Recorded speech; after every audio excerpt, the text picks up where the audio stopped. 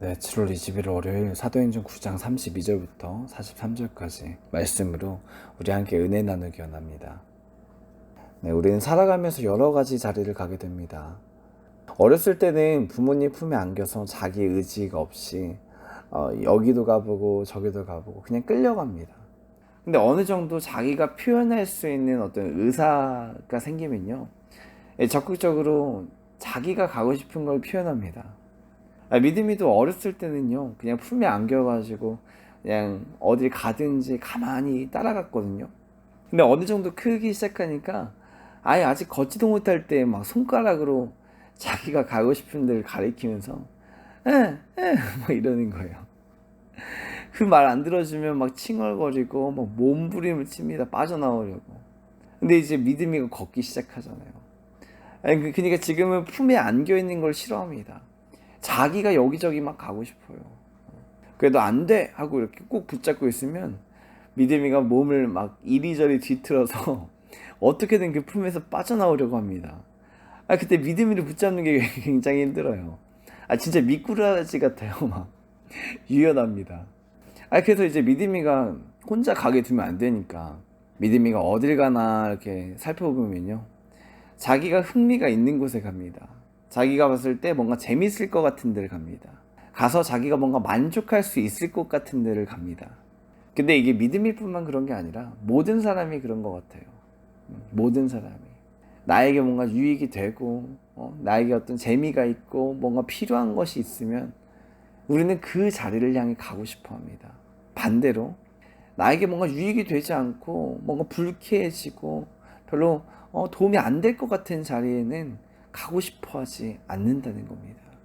그리고 이게 신앙생활에서도 마찬가지입니다.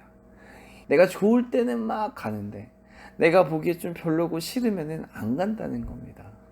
근데 오늘 본문에 나온 베드로는요, 그런 식으로 자기 어떤 주관으로 움직이지 않았습니다. 철저하게 주님의 그 부르심으로 순종하며 나아갔습니다. 오늘 본문이 어떻게 시작하냐면요, 그때에 라고 하면 시작합니다. 그때에.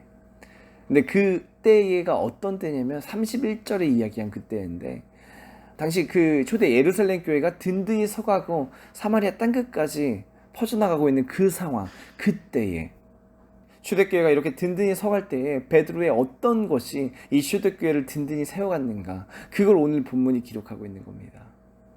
베드로의 그 여정을 자세히 보면요, 예수님의 사역하신 모습과 굉장히 흡사합니다. 자기의 어떤 유익을 위해서 움직이는 것이 아니라 무엇을 위해 지금 걸어가고 있냐면, 하나님을 알지 못하는 그 사람들이, 예수님을 알지 못하는 그 사람들이 예수님의 그 이름을 알고 그 예수님 앞에 돌아올 수 있게 하기 위해서, 그렇게 하기 위해서 베드로가 움직이기 시작합니다. 루떼아 지역에 가서요, 8년 된 중풍병자를 예수님의 이름으로 일어나게 하고요, 요빠 지역에 가서요, 이미 숨이 끊어진 그 여인을 위해서 기도하고 일어나게 합니다. 이 기적을 보고 사람들의 반응이 뭡니까? 35절 보면은 중풍병자를 일으켰을 땐 35절, 다 그를 보고 주께로 돌아오니라. 그리고 그 숨이 끊어진 여인을 살린 다음에는 41, 2절, 그가 살아난 것을 보이니 온 요파 사람이 알고 많은 사람이 주를 믿더라. 믿지 않은 사람들이요, 이 베드로의 그 삶을 통하여서, 베드로의 그 여정을 통하여서 주님 앞에 돌아오는 역사가 있었다는 것입니다. 베드로의 삶의 목적이 이것이었다는 거예요. 근데 사실 베드로가 이 정도 되면요, 이제 유명세를 타거든요. 사도행전 8장에 그 사마리아 그 시몬이라는 마술사가 있잖아요.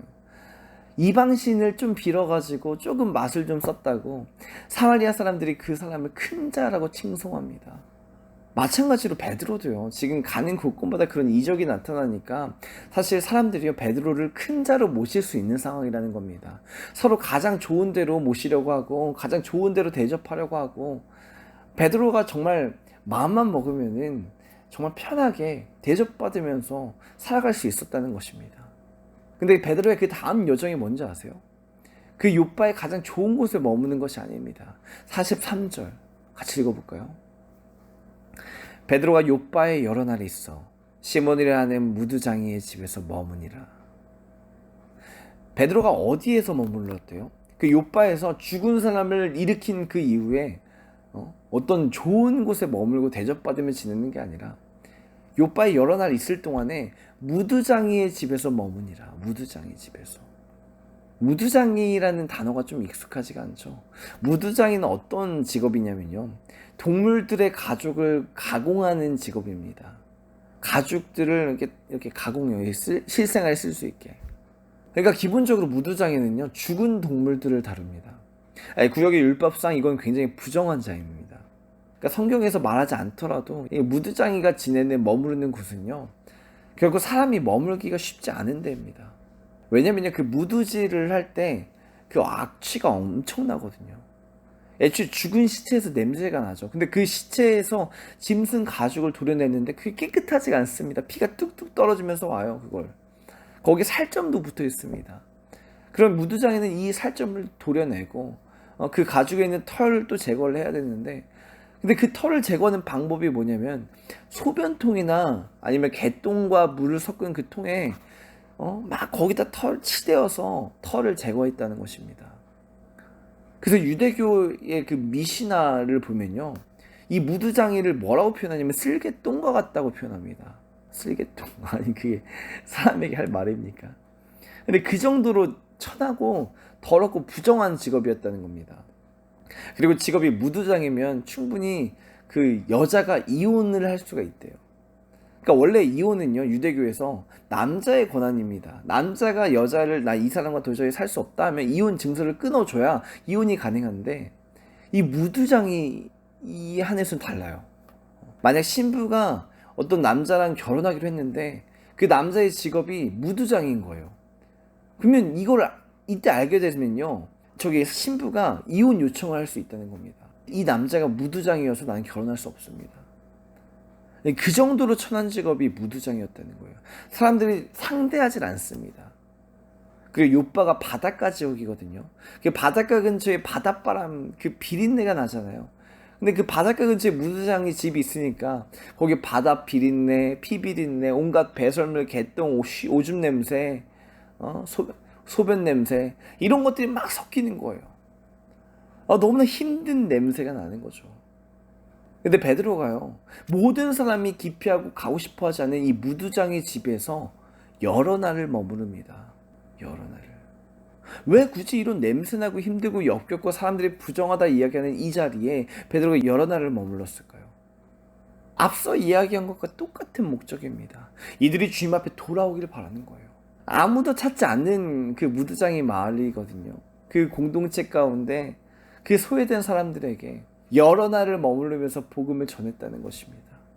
그리고 이런 모습이요, 초대교회가 든든히 세워지고 있는 데에 그 든든한 받침이 됐다는 거예요.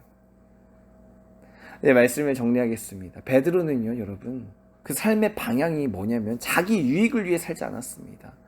자기의 어떤 도움이 되는 방향으로 살지 않았습니다. 그런 식으로 신앙생활하지 않았어요. 철저하게 자기가 걸어가는 그 지역 사람들이 주님 앞에 돌아오기를 바랬습니다. 베드로의 삶의 여정을 통하여서 많은 사람들이 주님 앞에 돌아옵니다.